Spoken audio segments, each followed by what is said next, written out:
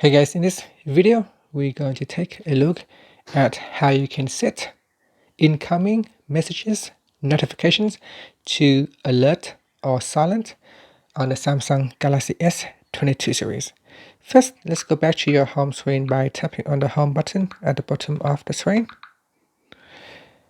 Next, on the home screen, open up the Messages app. In Messages, tap on the Option key.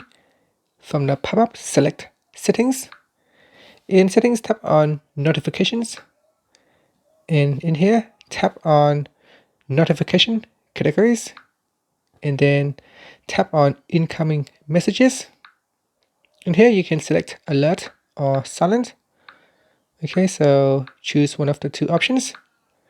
And after that, you can tap on the back key to go back to your messages, or tap on the home button to go back to the home screen.